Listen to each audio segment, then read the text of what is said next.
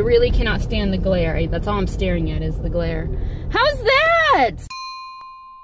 Hey gang, how's it going? And today I want to talk about late people. Recently I went out to lunch with a friend, and I believe it was like noon. I was to meet her at the Cheesecake Factory, right? Cheesecake Factory is like my all-time favorite place to go, even though it's so expensive. And I'm crying so much. It's just so wonderful. So I get there first, I get a table.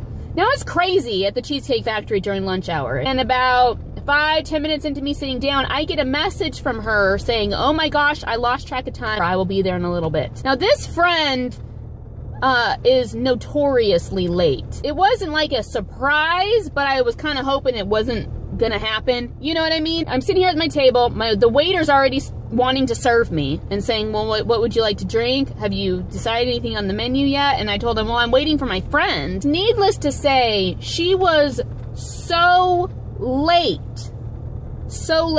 that I felt so bad that I was holding up this table that I ordered my food, got it, ate it, finished my whole plate before she got there. She was about 45 minutes to an hour late. Now, I'm not speaking in reference to people who are the one-time offenders. I get it. We have our moments where we're late. And I'm not talking about those, you know, who end up being, 5, 10 minutes, 15 minutes. I mean, like, those moments happen. I understand that. I'm talking about those who are notoriously late. I was talking to another friend of mine, and we were both teaching at the time, and we were talking about late students. Those who know me know that I love reading up on personalities. I love psychology. I'm a psychology major.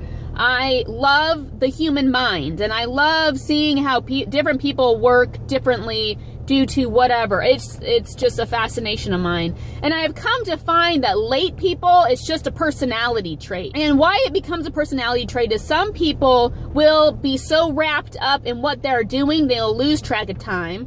Or they will look at the time and go, okay, well, I can squeeze in running to the store real quick, or I could squeeze in vacuuming the floor real quick, or I could squeeze in folding laundry real quick, or whatever, before I go to meet a friend at lunch. And when I was telling this to my friend completely interrupted me and said, no, lady, that is not true. Anyone who is late is absolutely selfish. If they ever come to you with the reasons as to why they're late, every last one of them is because they are selfish.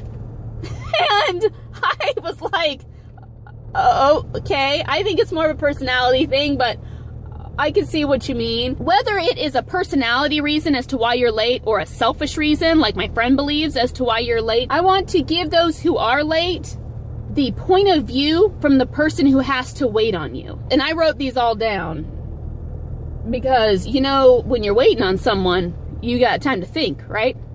Yeah, that's another thing. Number one, you get time to think.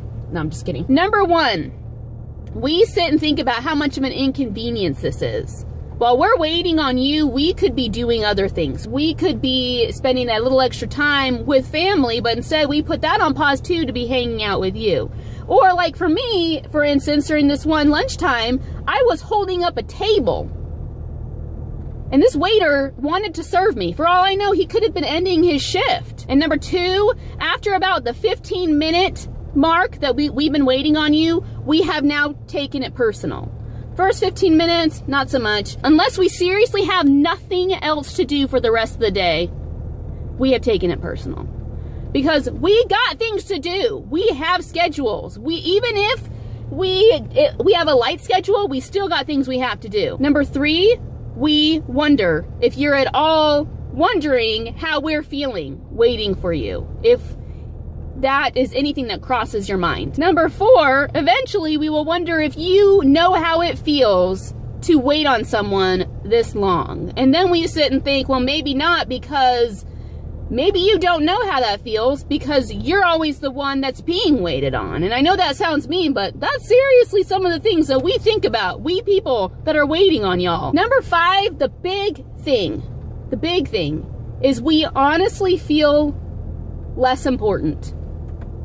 We feel like whatever it is you're doing that is making you late is more important than us.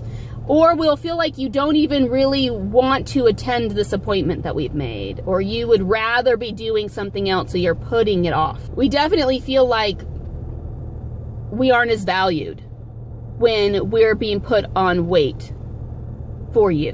What sparked my interest in doing this video was just a few days ago, I was talking to another friend about the personality traits and whether it's selfish or not. And she said, well, to be honest, I am a late person and all of my reasons are selfish reasons.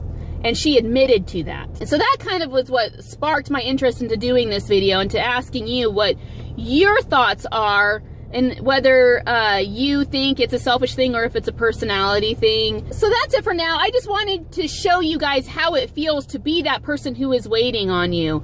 Even though I don't think you at all have it in your heart to hurt this person's feelings. If you like this video, give it a thumbs up. If you have any questions, comments, anything you want to add to this, please put it down below. I'd love to read it. I'd love to hear your thoughts.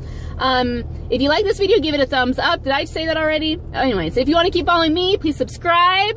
Come follow me on my blog, thetypewoman.blogspot.com. I'm also on Facebook and on Instagram and on Google Plus and on Twitter, and I'll put all those links down below. And I'll talk to y'all later. Catch you in the flip. Bye.